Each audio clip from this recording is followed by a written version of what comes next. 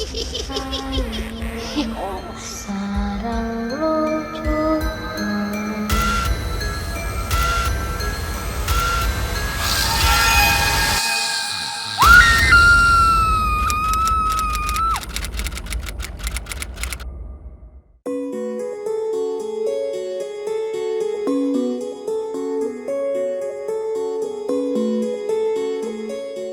Kota Tua menjadi salah satu destinasi wisata kebanggaan DKI Jakarta.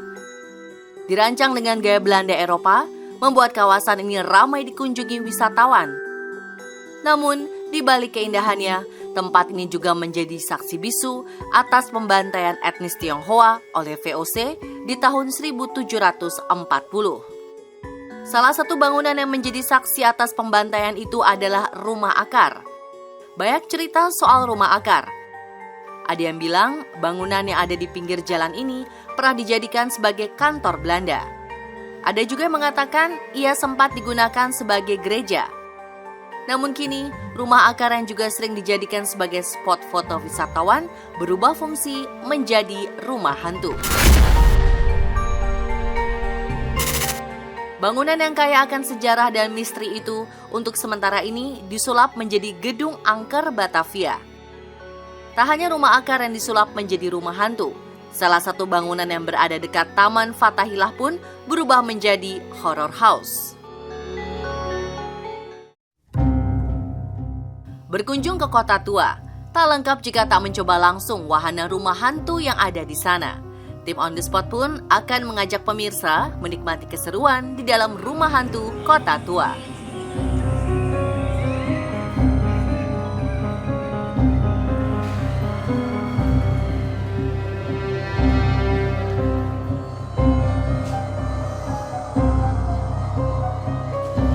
Halo pemirsa, ketemu lagi nih sama aku Rada. Dan sekarang Rada sudah sampai di Horror House. Ho ho ho. Namanya aja udah serem banget ya. Gimana coba di dalamnya? Padahal Rada udah sering banget nih liputan misteri, tapi deg-degan ya terasa sampai sekarang. Cus deh, langsung aja penasaran banget. Let's go masuk, ayo kita masuk.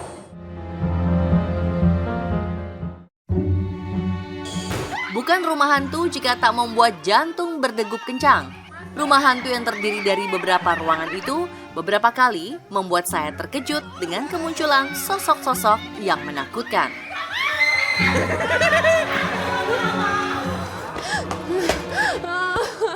Aduh, aku takut banget sumpah. Napas dulu ya. Seru banget tapi kayak beneran, woy, aku tahu itu manusia di dalam. Tapi kenapa serem banget? Terus, tapi pemirsa penasaran gak sih sama kisah di balik para talent yang ada di rumah hantu ini? Yuk langsung aja deh kita ngobrol sama hantu-hantunya.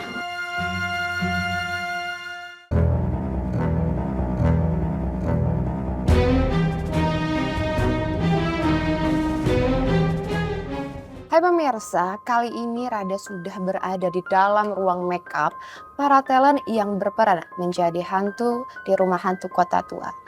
Tapi hari ini Rada juga tidak sendirian, melainkan Rada akan berbincang dengan dalang dan juga sosok yang berperan menjadi hantu.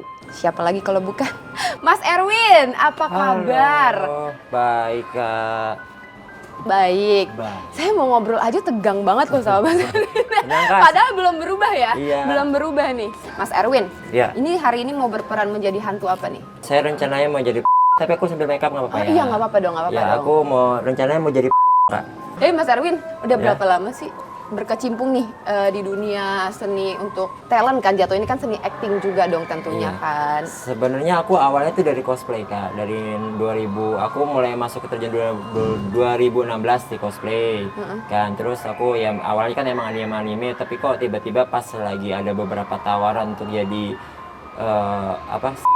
kayak contohnya kuntilanak, jadi apa tuh jadi zombie atau aku lebih tertarik lagi gitu. Akhirnya aku coba-coba, ternyata emang seru gitu buat aku ya. Ini pakai tisu ya? Tisu Kak. Oh, Tisu. tapi dia nempel ya? Ya ini ada namanya pakai latex.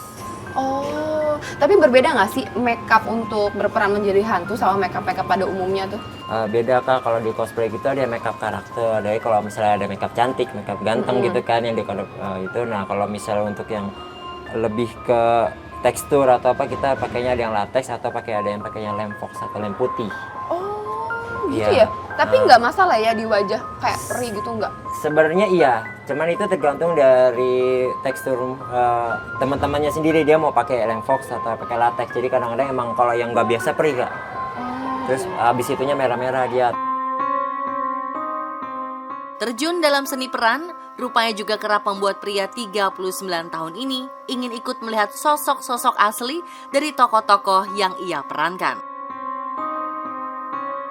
Sebenarnya emang kita emang di training, di casting juga, di training juga. Karena kalau misalnya kan nggak lucu, misalnya kita mau ngagetin dikagetin balik kaget. Saya nggak cocok nih.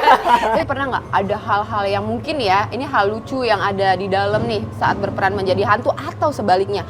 Kayak banyak banget kan kisah-kisah yang lebih menyeramkan. Tiba-tiba hantunya jadi lebih banyak gitu. Maksudnya aku pernah jadi di hire untuk jadi kan. Terus aku lagi make up, ya kan.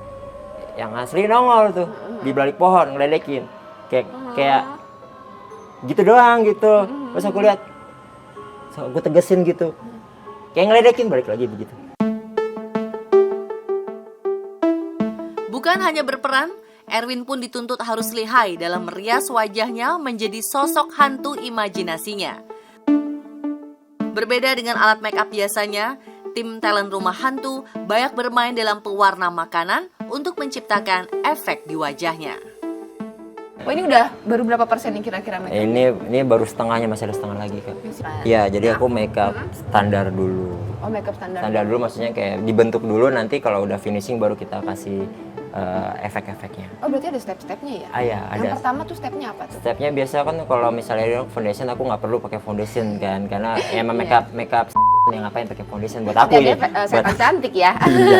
Jadi aku biasanya langsung ke ambil untuk kalau misalnya kita bahasanya borok kali ya. Borok apa tuh luka lah gitu, luka yang istilahnya tuh yang lama-lama ngebusuk aku. Boti kali ya. Iya, jadi aku bikin Bopeng ininya tipis dulu. gitu. Ya, aku ambil situnya dulu buat nanti teksturnya, baru aku kasih habis stepnya itu kayak apa namanya, baru keseluruhan dulu mau aku warnanya apa. Kadang-kadang kalau bisa putih, bisa hitam full atau apa gitu. Jadi kalau misalnya mau kasih, kadang-kadang mau dikasih darah biar agak real juga oke gitu. Darahnya pakai darah bohongan sih ya. Pakai pewarna makanan ya. Pewarna makanan ya. Iya, pewarna makanan ya. Betul. Kalau ini yang hitam apa nih? Yang hitam ini dari Snooze kalau nggak salah ya, tapi kayak ini buat body paint sih. Biasa kita rata-rata pakai body paint semua. Dari semua bahan-bahan tadi, Erwin berhasil meraciknya dengan apik hingga akhirnya menghasilkan wajah hantu yang menyeramkan. Terakhir, penampilan diselesaikan dengan kain putih yang menutup seluruh badannya. Kengerian Rumah Hantu artinya menunjukkan keberhasilan para talent berperan menjadi sosok yang mereka tiru. Hal inilah yang terlihat dalam ekspresi para pengunjung ketika keluar dari Rumah Hantu. Siva, Kalista, tadi kan habis dari rumah hantu, gimana perasaannya? Takut. Takut. Terus hantu apa yang paling buat takut? Momen apa yang paling takut kesana? Ketemu soalnya kita lari. Tapi kan tahu yang di dalam itu juga manusia. Aku masih takut aja. Iya, soalnya suaranya gede banget. Kan ngagetin. Iya, ngagetin. Kayak suaranya gitu loh. Iya, nakutin gitu. Sampai gemeter. Hantu apa yang paling bikin takut pas di dalam? Iya. Tadi hujan. Iya, ngejar. Tak hanya Erwin, kami pun berkesempatan untuk mengobrol dengan beberapa talent lain yang berhasil membuat pengunjung Rumah Hantu ketakutan. Ini hari ini berperan menjadi hantu apa kalau boleh tahu nih? Kalau aku the of Kunti. Kalau aku sendiri masih Kunti Junior, Kunti yang baru meninggal. Ini Kunti senior, ini Kunti Iya. junior. Suka duka berperan menjadi hantu. Aduh, kena saya. Kalau pakai aman nih masih Aman napak. ya, Masih masih napak, kan. bener. Kalau sukanya karena ini kan entertaining ya, walaupun entertainingnya itu kayak nakutin gitu Iya, kan. Ya, cuman ekspresi yang apa ya, dapat energinya itu lebih kalau pengunjung tuh takut, tapi kalau pengunjung yang nggak takut tuh kayak energi kita kok nggak takut sih? Kesedot Apa yang jadinya. kurang? Jadi kesedot gitu. Apa yang kurang ya? Emang ada yang pemberani sih Kak, ada. Terus kita menyesuaikan juga level-levelnya. Kayak misalnya pengunjungnya ada anak kecil, ada orang dewasa. Jadi kalau anak kecil paling kita cuma suaranya agak lebih dikecilin atau kayak lebih ke action. Tapi kalau yang dewasa kita all out. Rupanya berperan menjadi hantu juga butuh skill khusus loh pemirsa. Misalnya saja dalam hal suara, seperti yang dua talent ini lakukan. Kak, tadi kan ada tingkatan dan level suara yang berbeda-beda. Itu boleh nggak sih Rada diajarin sama dicontohin gimana? Kalau aku untuk yang anak kecil biasanya sambil jalan gitu atau keluar dari pintu. Sini adek. Itu untuk anak-anak. Kalau untuk yang bukan dewasa sih jatuhnya kayak teenager atau yang remaja. Kayak saya gitu. Iya. Gimana tuh?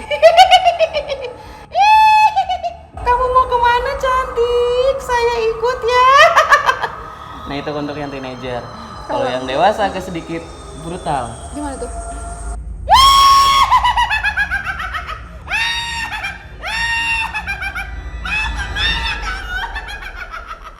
Saya nggak suka suara itu. Keren banget, keren itu ada latihannya berarti ya? Iya ada latihannya. Itu suara pernah habis nggak sih? Enggak, lebih pakai karena mungkin aku dulu basicnya mantan penyanyi juga tapi penyanyi dangdut jadi lebih pakai suara perut kalau enggak ya tergantung ini sih ngatur napas aja. Ketika kalian lagi takut-takutin, malah dipukul, ditimpuk, atau malah kayak ngejambak mungkin kan ini. Itu gimana tuh? Memang pernah kena pukul gitu di bagian perut karena kan memang dia lagi jadi kan emang cuma lompat-lompat doang kayak Om Erwin gitu kan dia cuma lompat doang.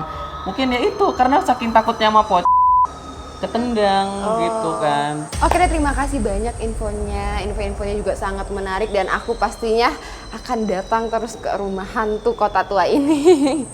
Oke Mbak, kita udah dipanggil ke stage. Oh udah ya? Iya. Oh oke, bye-bye. Terima kasih banyak.